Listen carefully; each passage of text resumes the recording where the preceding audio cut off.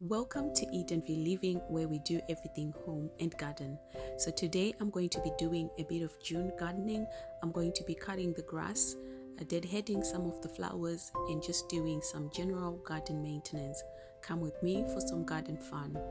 On another note, I just want to welcome all our new subscribers. I hope you feel comfortable here, and if you haven't subscribed, please feel free to subscribe to Eat and View Living. Ta-da!